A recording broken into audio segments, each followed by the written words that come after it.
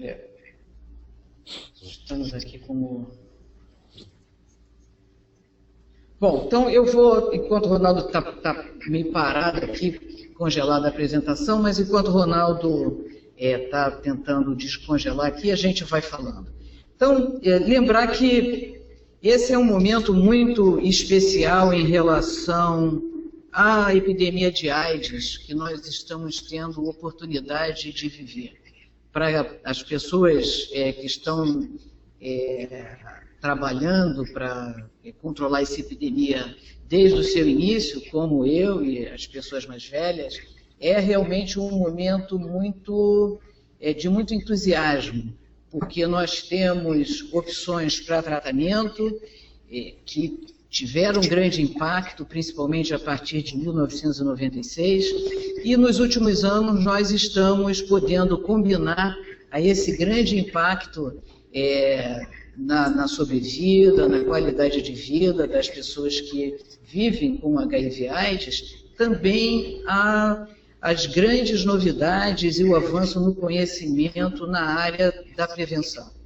Então, lembrar que essa...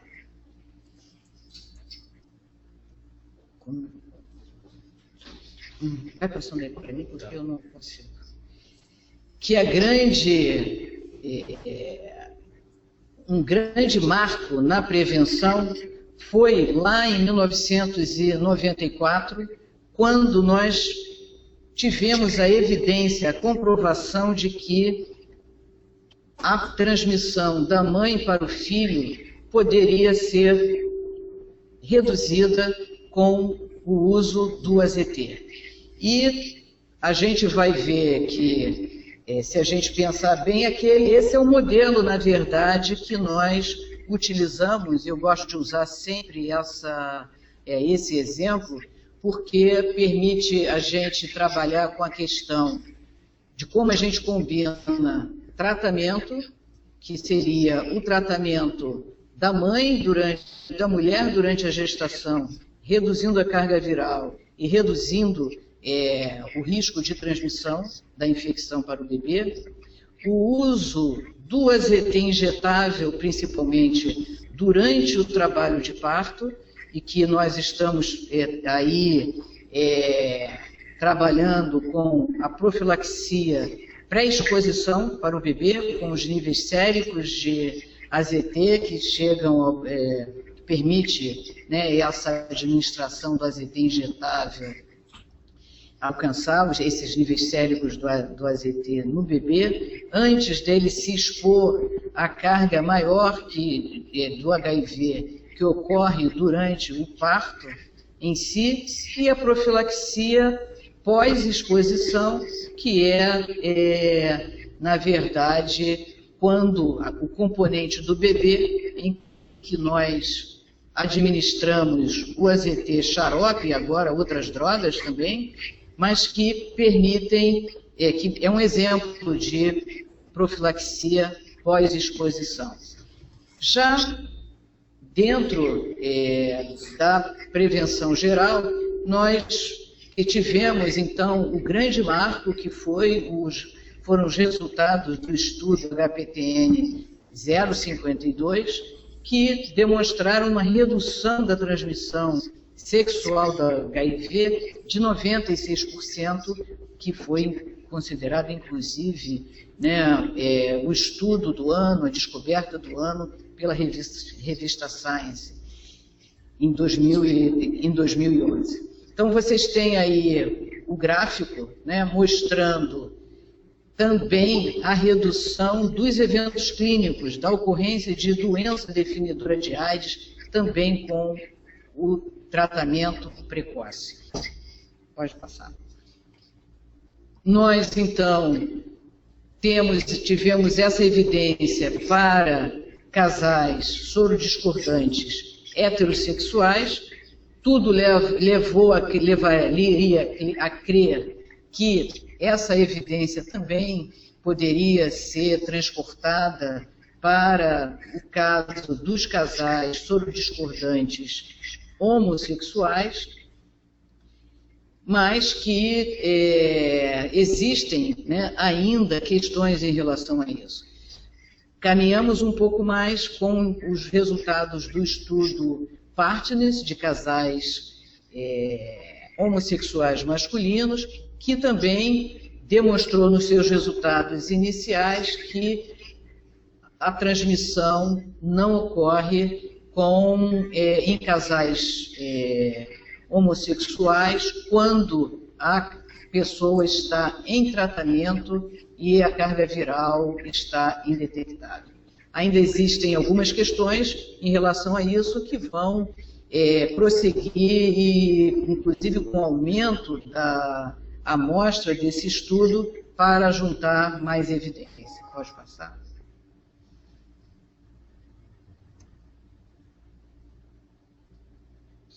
Uma coisa importante por que então profilaxia pré-exposição se o tratamento reduz tanto, o tratamento precoce reduz tanto a transmissão?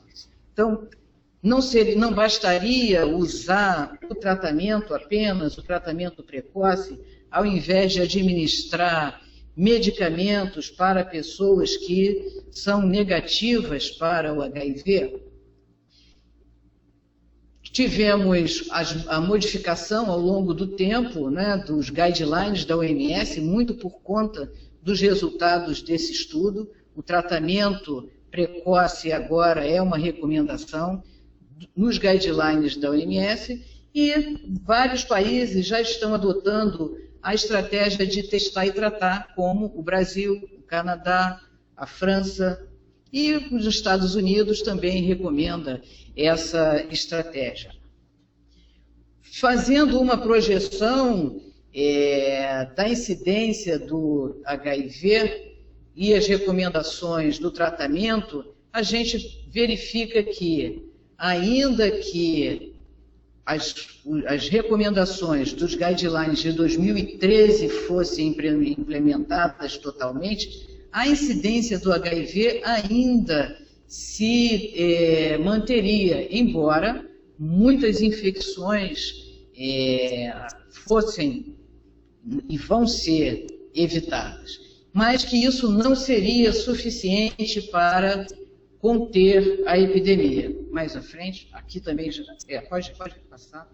Bom, então lembrar só que a ideia de utilizar a profilaxia pré-exposição começou a ser estudada com apresentações de resultados lá em 99, com a avaliação do uso do Truvada em primatas não humanos. Né? Então, essa droga, alcançando altas concentrações nos tecidos e fluidos genitais, por ter uma meia-vida intracelular longa, ter atividade nos macrófagos, vou voltar aqui um pouquinho, se verificou então que em primatas poderia ser de 70% a 100% efetivos, né, se usando entricitabina ou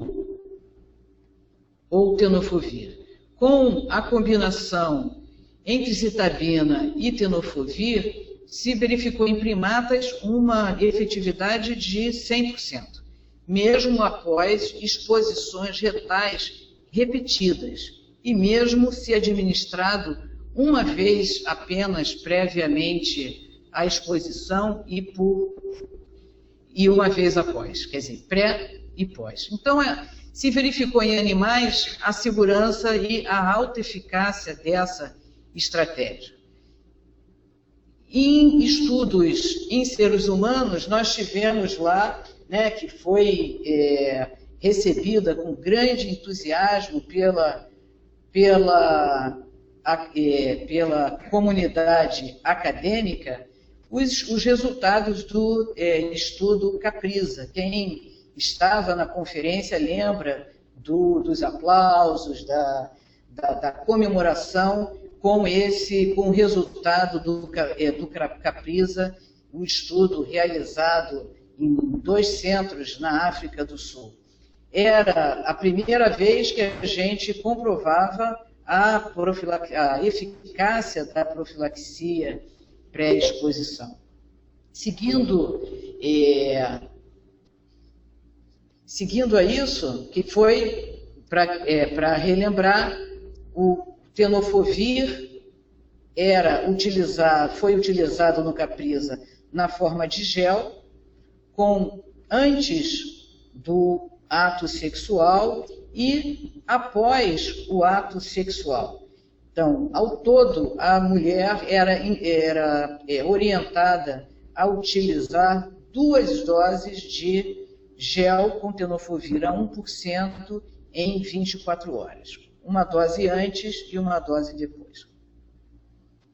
Depois, nós tivemos, então, os resultados do estudo IPREX, que foi o primeiro estudo de profilaxia pré-exposição a demonstrar eficácia na população de homens que fazem sexo com homens, né, homens gays e outros homens que fazem sexo com homens e travestis. Uma redução de 42% na transmissão. E nós sabemos que a gente vai ver um pouquinho disso depois, uma correlação grande entre o nível de proteção e o nível de adesão. Tanto a adesão relatada pelos participantes, quanto pela adesão identificada, verificada em amostras de participantes, medindo a concentração de droga no sangue dessas pessoas. Tivemos também, pode passar aí, depois a gente volta. Tivemos também o resultado do estudo Partners, que foi em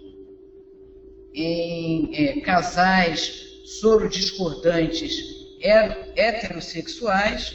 Os estudos depois do estudo tenofovir, homens e mulheres heterossexuais com risco acrescido de adquirir a infecção pelo HIV. Tivemos depois também resultados desapontadores, né, como o FEPREP e o estudo VOICE. Pode voltar? Mas, dentro das boas notícias, nós tivemos esses estudos que comprovaram a eficácia da profilaxia pré-exposição, que levou o FDA a aprovar, a registrar o Truvada também para uso como prevenção, em julho de 2012. A partir daí, a OMS, como vocês sabem, recomendou, então, que os países realizassem estudos de demonstração para verificar como essa tecnologia, como essa intervenção se comportaria em diferentes contextos de sistema de saúde, diferentes contextos sociais, na cultura de diferentes países, porque não é apenas uma questão biomédica. Sabemos que tem alta eficácia o Truvada, hoje isso é um ponto pacífico, uma evidência fortíssima, mas que depende de uma série de fatores que não são possíveis de se avaliar sem que estudos locais sejam realizados. Nós temos aqui nesse slide que vocês estão vendo aí, a eficácia de diferentes intervenções biomédicas para prevenir a aquisição do HIV. Então, aí mostra aí o HPTN 052, que é o tratamento precoce no contexto de casais sorodiscordantes. Nós temos a circuncisão masculina, e aí os resultados de 3 estudos diferentes, que é também uma evidência muito forte.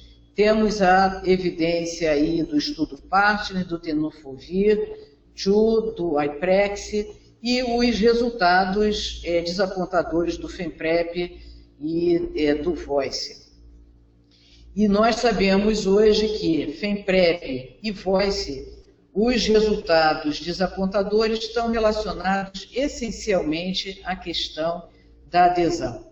E, como nós sabemos, questões de adesão podem ter também variantes em relação a questões culturais e como as pessoas percebem a utilização de medicamentos em diferentes sociedades. Nós, com as evidências que fomos capazes de obter até o momento, nós temos hoje recomendações formais de uso de profilaxia para exposição, pelo menos para a população de homens gays e outros homens que fazem sexo com homens e travestis, já incluída essa recomendação no guia da OMS. Lembrar que lá em 2012 a OMS recomendou os estudos de demonstração, alguns estudos estão em andamento, poucos ainda nos países em desenvolvimento. A maior parte desses estudos de demonstração estão sendo feitos nos Estados Unidos e em países desenvolvidos. Nós, no Brasil, vou falar um pouquinho depois, estamos fazendo o nosso estudo de demonstração. Mas, agora, em 2014, o guia da OMS já recomenda que a profilaxia pré-exposição seja incorporada à prevenção, aos programas de prevenção, com foco, pelo menos, na população de homens que transam com outros homens. Nós temos também o guia do CDC. Lembrar que o CDC foi o primeiro a lançar um guia ainda antes dos resultados do estudo Iprex. Lá quando nós estávamos nos preparando para finalizar o Iprex, o CDC já acompanhando a movimentação, já tinha lançado um guia interino sabendo que as pessoas terminariam, os médicos terminariam prescrevendo o Truvada para prevenção, ainda que não estivesse formalmente nos guias terapêuticos. Então, se fossem usar, que usassem com cuidado. Então, por isso eles lançaram aquele guia interino. E depois que os resultados dos estudos se tornaram disponíveis, o CDC lançou, então, agora em 2014, um guia final de profilaxia pré-exposição, incorporando guias interinos que o CDC lançou para a população de homens que transam com outros homens, para usuários de droga e para homens e mulheres heterossexuais com risco acrescido para aquisição da infecção pelo HIV. Nesse âmbito, a África do Sul também lançou o seu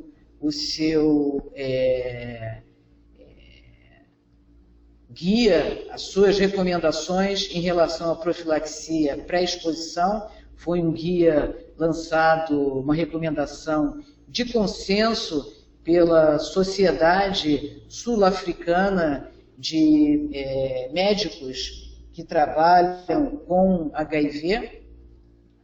Foi bem precoce esse guia. E, mais recentemente, nós tivemos também o guia da Sociedade de AIDS americana, que lançou o guia de prevenção em serviços clínicos que também recomenda a profilaxia pré-exposição. São guias muito completos, muito interessantes, e vocês podem encontrar o link no site da NEMAS. Vocês têm aí também nesse slide mostrando o paper da profilaxia pré-exposição e o paper com os resultados do estudo Olé, que na verdade, do IPREX Olé, que foi o primeiro estudo de demonstração a ter resultados publicados. Então, hoje nós temos evidência científica e temos já guias terapêuticos, guias de prevenção que incorporam essa evidência científica na recomendação de prevenção e de tratamento. Pode passar. Pode passar. São os guias. Aqui, nesse slide, só para relembrar a questão da adesão em relação à profilaxia pré-exposição no estudo IPREX. Como todo medicamento, o Truvada, ele só funciona como profilaxia pré-exposição se ele for utilizado. E o que é uma coisa que nós, como clínicos, precisamos estar atentos e que nós já sabemos em relação ao tratamento, o paciente, na maior parte das vezes, vai falar para a gente que ele está tomando os medicamentos dele da forma mais regular possível, porque ele sabe que é aquilo que vai nos deixar felizes. A mesma coisa acontece em relação à profilaxia pré-exposição, principalmente no contexto dos ensaios clínicos. O voluntário, ele sabe que ele entrou no estudo porque falou que queria tomar o medicamento, queria utilizar aquela intervenção.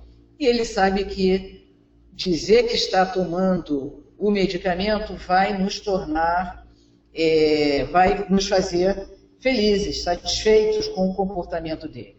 Então, o que nós verificamos, na verdade, no estudo IPREX, é que quando o uso dos comprimidos é mais regular, é mais frequente, a eficácia aumenta. Então, a eficácia de 42% que nós verificamos foi uma eficácia global para os voluntários, os participantes do estudo, e isso é uma coisa importante de se destacar, é que essa eficácia foi uma eficácia global. Quando a gente verifica se as pessoas que usaram, a gente vê uma curva crescente de eficácia na medida em que aumenta a adesão ao uso regular do Truvada.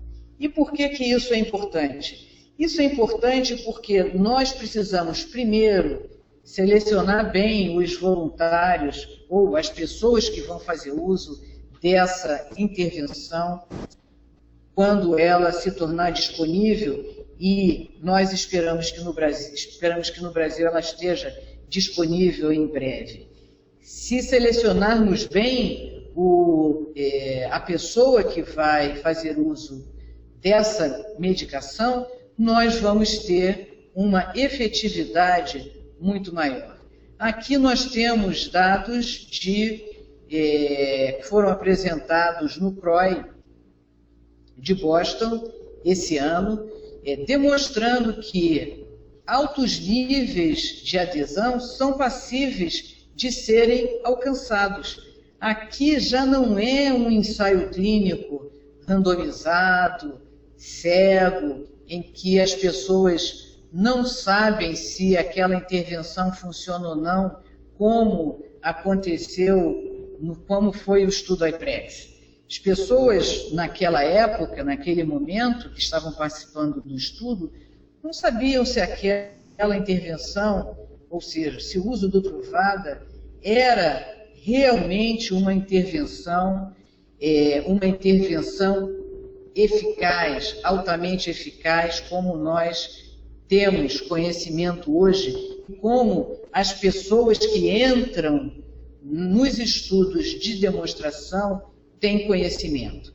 Então, nós podemos verificar que nos estudos de demonstração temos conseguido níveis de adesão maiores do que foram demonstrados no estudo IPREX. Pode passar? Então, uma coisa importante é como superar essas questões de adesão. Para isso, novas formulações estão sendo desenvolvidas, como os produtos injetáveis de longa duração. Nós temos já a rilpivirina, temos já o cabotegravir, ambos injetáveis, e que podem vir a ser uma grande arma para a prevenção, especialmente para populações que têm maior dificuldade em aderir ao uso dos comprimidos diários de Truvada. Ora, não seria então mais fácil administrar medicamentos injetáveis para todos? Não necessariamente. Assim como tem gente que se adapta bem ao uso diário de comprimidos, tem pessoas que detestam usar injeções, que têm medo, que não gostam de saber que estão com o medicamento no corpo, especialmente um medicamento de longa duração. Vamos lembrar que medicamentos de longa duração injetáveis, nós não podemos retirar caso a pessoa desenvolva um efeito colateral, caso a pessoa engravide ou deseje engravidar. Então, uma coisa importante é que nós possamos ter diferentes opções, inclusive a possibilidade de combinar intervenções numa mesma medicação. Pode ser que no futuro a gente combine não apenas antirretrovirais em um medicamento injetável, em um produto injetável, mas também antirretrovirais e contraceptivos, né? Vocês sabem que nós temos o Depo-Provera, medicamento injetável, contraceptivo injetável, que pode ser administrado a cada 3 meses. Quem sabe no futuro nós não vamos ter uma combinação, um produto que combine contraceptivo injetável de longa duração, antirretroviral de longa duração, para que mulheres possam usar de forma mais confortável, prevenindo tanto a gravidez quanto prevenindo a aquisição da infecção pelo HIV. Outras estratégias, como os anéis, né, os intravaginais, embebidos também com antirretrovirais, na verdade, uma estratégia no âmbito dos microbicidas, da profilaxia pré-exposição também. Pode passar? Pode passar? Pode passar? E estratégias de uso de profilaxia pré-exposição que não seja de uso contínuo. Podemos pensar também em estratégias de uso de profilaxia pré-exposição sob demanda. Quer dizer, a pessoa vai utilizar esquemas semelhantes ao utilizado no estudo Caprisa, o primeiro a demonstrar a eficácia da profilaxia pré-exposição, em que a pessoa vai fazer uso se ela planeja ter relações sexuais num contexto em que por exemplo, ela não vai, não está certa de que vai poder se proteger utilizando preservativo, que não é uma coisa incomum, principalmente entre as mulheres, em que elas não têm total autonomia em relação ao parceiro. Essa é uma questão que a gente sempre precisa lembrar. Para você usar preservativo como prevenção, não depende da decisão de uma só pessoa. Então, intervenções medicamentosas para profilaxia pré-exposição podem dar mais autonomia para as pessoas que estão numa relação, numa parceria em que tem uma autonomia menor. Isso é bastante frequente entre as mulheres, mas também é frequente na população de homens que transam com outros homens, dependendo da parceria em que eles estejam. Pode passar. Aqui nós temos um slide, né, então mostrando estratégias que estão sendo desenvolvidas, alguns estudos, nomes de estudos que estão avaliando essas estratégias. Nós temos, alguns de vocês devem ter conhecimento sobre o Hypergay, que é um estudo francês que está avaliando essa estratégia de sob demanda, que é também o uso do Truvada, mas desencadeado pelo plano de ter relações sexuais e utilizar o medicamento nessas ocasiões. Temos microbicidas retais sendo desenvolvidos, temos os injetáveis. Para quem é aqui do Brasil, é uma boa notícia que tudo está caminhando para que a gente faça aqui um estudo de fase 2 do cabotegravir, essa medicação injetável de longa duração.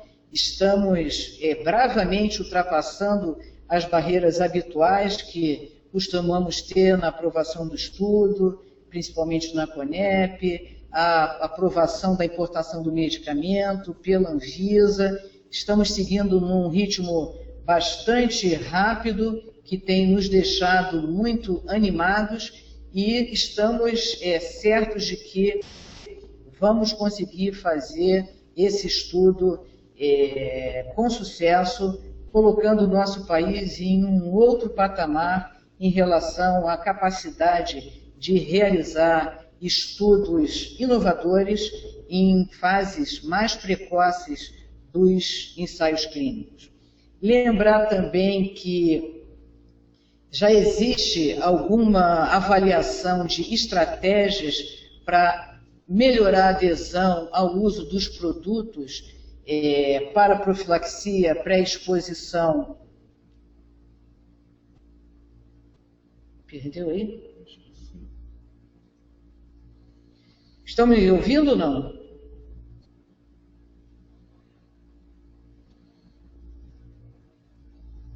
Sim, a gente te ouve. Sem problema. Está ouvindo? Aqui está indicando Sim. que perdeu a conexão. Sim, mas tá bom. A gente Então, pode ir.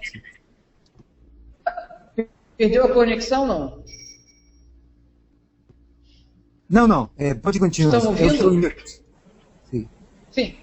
Estratégias para ampliar a adesão, estratégias também que não são medicamentosas, ou seja, não são de formulação de medicamentos, não são de estratégias de uso de medicamentos, como, por exemplo, uso contínuo ou uso por demanda, mas também intervenções para aumentar a adesão relacionadas a contatos que a gente possa fazer com a pessoa que está fazendo uso da intervenção, como, por exemplo, contatos através de mensagem de textos. Isso, tem estudos já que mostram que a comunicação com o voluntário, a comunicação com a pessoa que está fazendo uso desse produto, ainda que ela não seja uma comunicação relacionada ao produto em si, não é uma comunicação para lembrar do uso do produto, mas uma comunicação que demonstra que, olha, nós estamos aqui pensando em você, estamos preocupados com você. Qualquer problema que você tiver, você pode nos procurar. Tem estudos que mostram que intervenções com mensagem de texto, nesse âmbito, podem contribuir para a adesão. E essa é uma das estratégias que nós estamos avaliando também nos estudos de demonstração. Aqui eu vou mostrar agora brevemente alguns resultados do estudo OLE, do IPREX OLE. Como eu falei, foi o primeiro estudo a ter de demonstração, a ter seus resultados publicados. Então, os resultados foram apresentados pelo Dr. Robert Grant na conferência agora da Austrália e, concomitantemente, foi publicado o paper na Lancet Infectious Disease, que eu mostrei para vocês anteriormente, a imagem do paper, e que vale a pena vocês acessarem. Foi um estudo que incluiu 1.770 voluntários e que 1.603 eram elegíveis para usar PrEP se desejassem. E por que um número maior de incluídos do que os elegíveis para PrEP?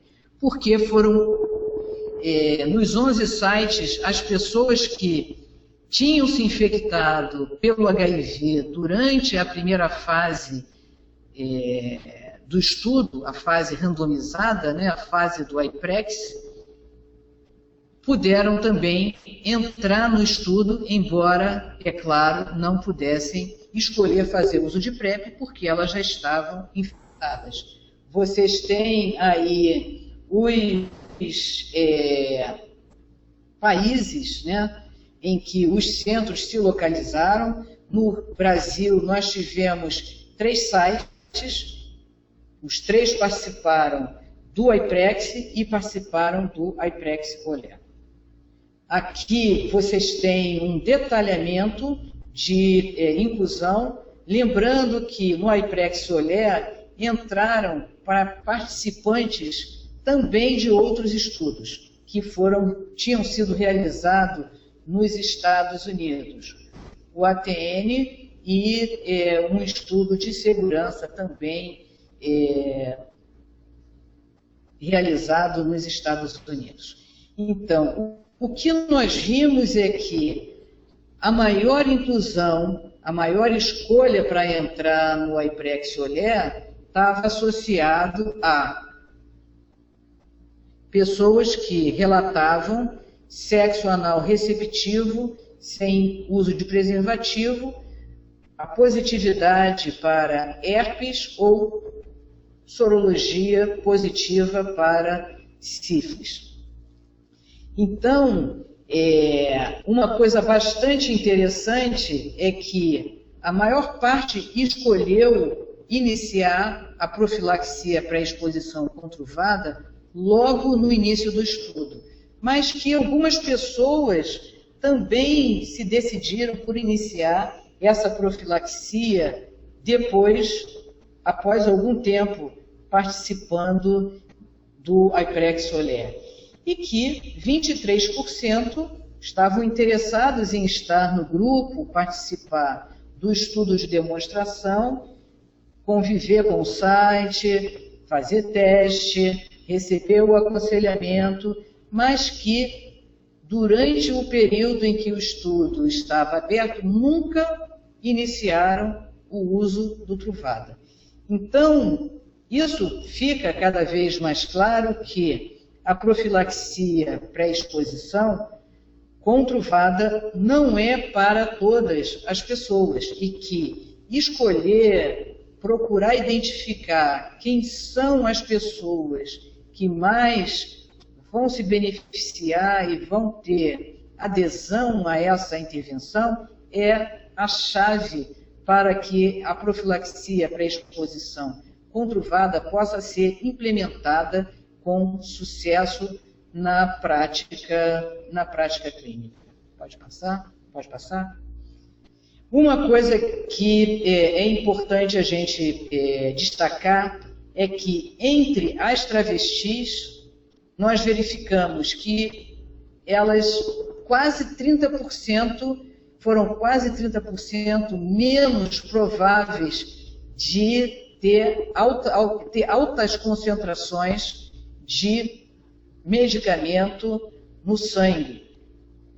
Nos cartões que nós coletamos o sangue, quando dosamos o medicamento e analisamos se era uma travesti ou não, encontramos muito menos frequentemente no sangue das travestis níveis adequados para a proteção do truvado.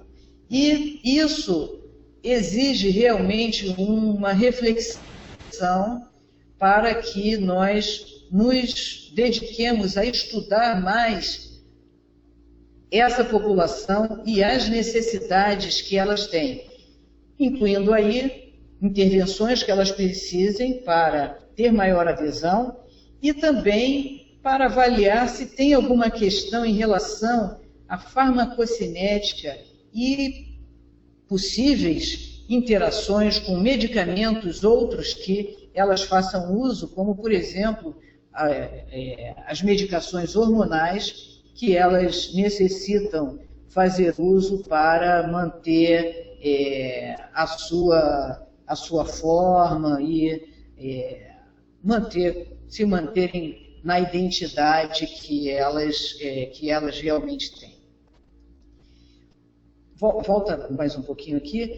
E uma coisa, vocês podem ver aí, no Iprex Olé, nesse estudo demonstrativo, nenhum participante que usou truvada pelo menos 4 a 6 vezes por semana, ou usou diariamente, se infectou durante o estudo.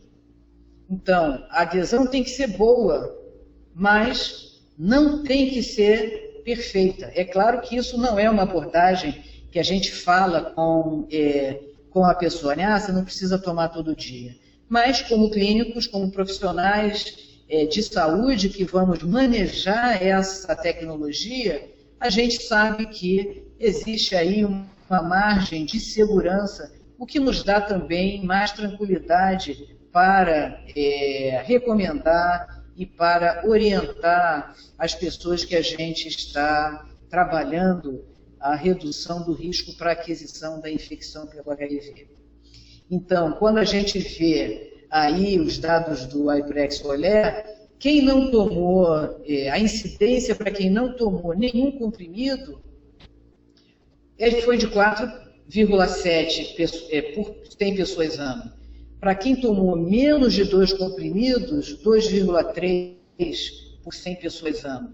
2 a 3 comprimidos por semana, 0,6 por 100 pessoas ano. Então, nós vemos que existe um contínuo de eficácia de acordo com o número de comprimidos e que, a partir de 2, 3 comprimidos, a eficácia é bastante razoável. Pode passar. E uma coisa muito interessante, muitas vezes nós, como profissionais de saúde, achamos que nós sabemos o que é melhor para o nosso paciente, para a pessoa que a gente está trabalhando a redução de risco. Mas, na verdade, a própria pessoa sabe o que é importante para ela e tem consciência da necessidade que ela tem. Quando a gente vê quem mais decidiu tomar PrEP foi justamente as pessoas que estavam sob maior risco de adquirir a infecção, por terem prática de sexo anal receptivo sem preservativo, como vocês podem ver nesse slide. E uma coisa importante é que o uso de drogas não se mostrou estatisticamente significativo na decisão da pessoa usar a profilaxia pré-exposição. A preocupação com efeitos colaterais foi a razão mais frequente das pessoas decidirem não iniciar a profilaxia pré-exposição, e as outras razões que vão se somando também, mas que a principal foi o medo dos efeitos colaterais, a preocupação. Quando a gente vê a questão do sexo anal receptivo, a gente não verificou no iPrex-Olé, como não foi verificado também na fase fechada, randomizada, no iPrex, como também não foi verificado no estudo de casais heterossexuais, no estudo de homens e mulheres heterossexuais também, nos outros estudos de profilaxia para exposição, o comportamento de risco não aumentou entre os participantes do iPrex-Olé.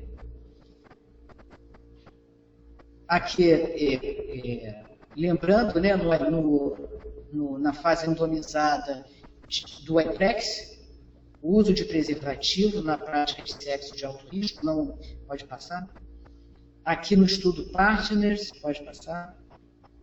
E nesse estudo de demonstração iPrex-Olé, a gente viu que a escolha de usar PrEP foi alta em todo o espectro demográfico da população incluída no estudo.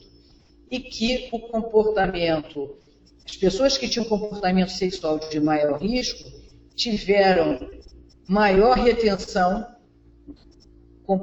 considerando a fase randomizada e a fase aberta, escolheram mais utilizar PrEP e tiveram maior adesão.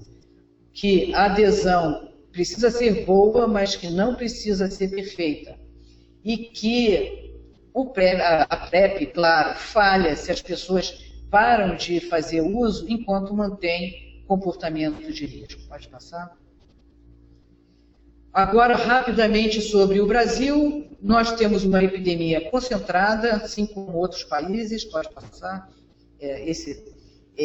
Temos uma epidemia também que acomete bastante as mulheres transexuais, pode passar.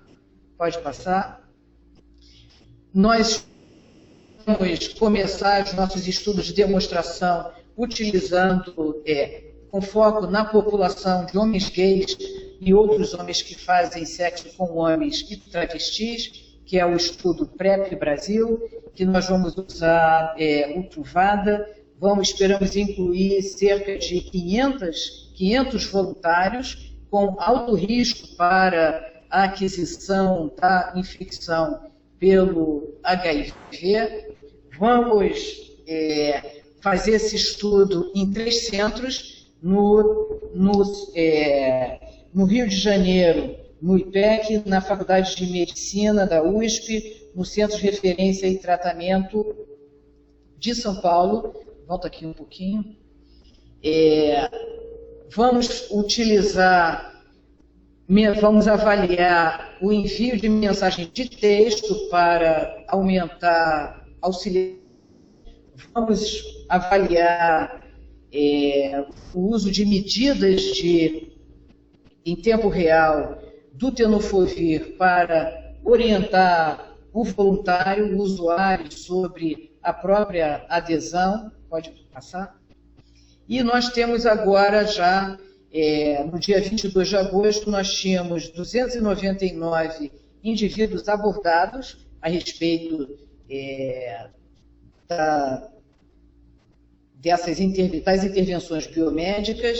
Desses 299, 168 eram potencialmente elegíveis, quer dizer, eles tinham critérios em relação ao risco, alto risco, em relação à aquisição do HIV, e tinham desejo de interesse em fazer uso da profilaxia pré-exposição com o Truvada. Nós já triamos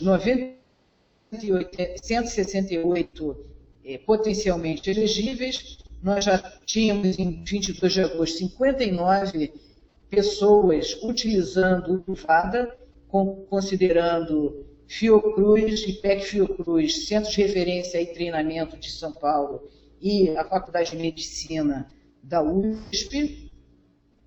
A gente espera ter resultados preliminares para oferecer ao Ministério da Saúde já no primeiro trimestre do próximo ano, que eu acho que já vai ajudar a guiar o Ministério nas suas decisões de incorporação dessa intervenção. Lembrar que a profilaxia pré-exposição não é uma intervenção isolada, mas combinada com outras intervenções de prevenção. Pode passar.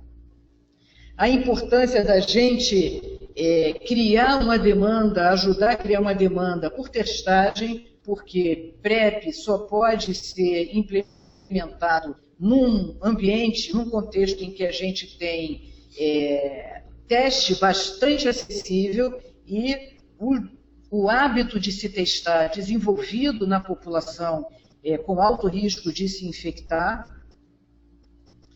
Lembrar que muitos questionam sobre a questão se é custo efetivo ou não incorporar essa tecnologia às políticas públicas.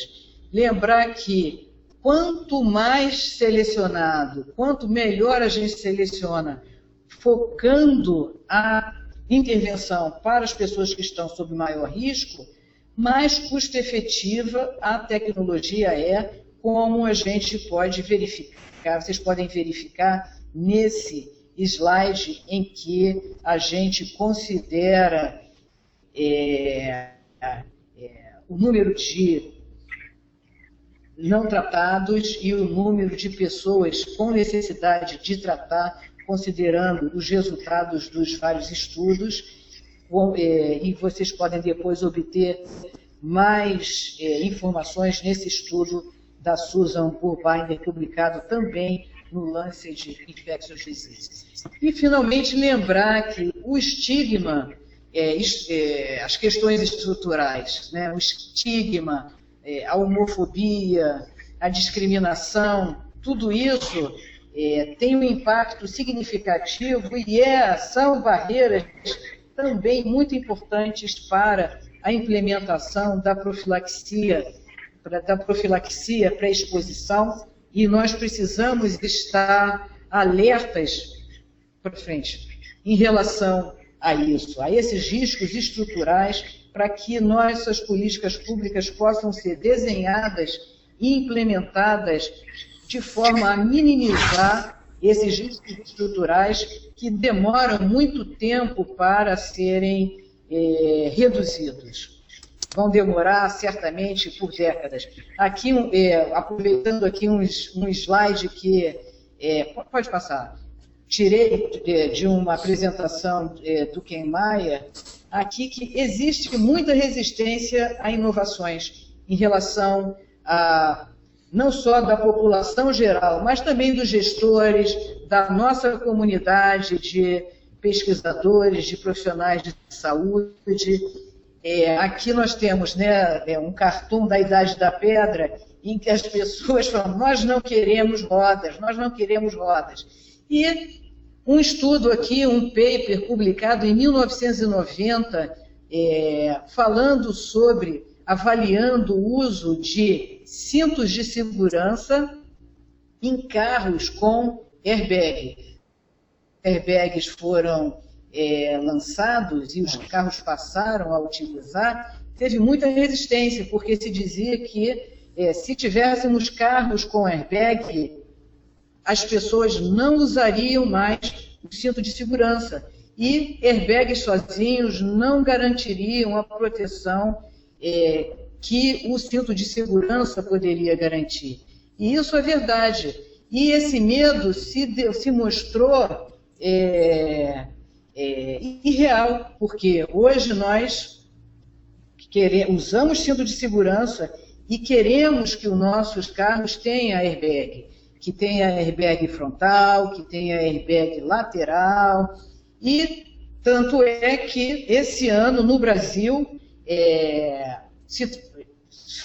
está sendo sancionada a lei que torna obrigatório que os carros novos passem a ter airbags. E a lei de uso obrigatório de cinto de segurança vai permanecer. E o nosso comportamento hoje incorpora isso tudo. Assim como nós queremos também que tenha airbag e vamos usar segurança, a gente também quer que o nosso carro tenha freios ABS. Então, não existe razão para que se tenha resistência à incorporação de uma nova tecnologia que é segura, é altamente eficaz e que vai dar uma contribuição dentro do contexto de um menu, de um conjunto de medidas de prevenção para oferecer às pessoas que estão sob risco as melhores possibilidades para que elas componham a sua cesta, vamos dizer assim, de serviços de prevenção, de intervenções para prevenção, de acordo com as suas necessidades individuais. Como profissionais de saúde, nós precisamos estar abertos a isso, a ouvir mais a necessidade da pessoa que está na nossa frente, que a gente está ajudando a gerenciar o seu próprio risco, a dar mais autonomia para essa pessoa, de estabelecer com ela uma conversa franca, uma relação amigável e aberta, de forma que ela possa nos dizer suas preferências, que realmente ela não gosta de usar preservativo, que ela falha muito no uso desse preservativo. No futuro a gente vai poder discutir se ela prefere usar medicamento todos os dias, se vai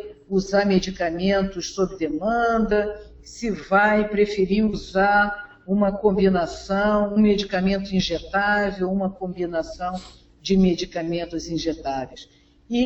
Ou microbicidas retais. Para isso é preciso que a gente realmente trabalhe com o nosso paciente todas as tecnologias existentes, as necessidades, entendendo que as necessidades são dinâmicas. No momento, ela pode precisar de profilaxia para exposição. Em outros momentos, ela vai estar sob nenhum ou sob baixo risco, não vai precisar fazer uso dessas tecnologias. Então, como pesquisadores, por outro lado, precisamos pensar que sempre existe algo a estudar e a aperfeiçoar com as nossas pesquisas para atender um segmento especial. E, por fim, eu gostaria de deixar aqui a lembrança da importância de trabalharmos na assistência, na prevenção e na pesquisa a população das travestis, que é uma população super negligenciada e que a evidência científica disponível no momento é quase inexistente, porque elas não têm acesso aos estudos adequados e nós não temos desenhados estudos que são focados especificamente nessa população. Então, esse é um apelo, né, que eu deixo aqui para as pessoas que estão participando desse webinar e das pessoas que vão assistir posteriormente no YouTube, para que a gente dedique o nosso tempo e nosso advocacy para que uma maior inclusão dessa população super negligenciada que nós temos no mundo e especialmente no Brasil. Obrigada pela atenção de vocês. Desculpe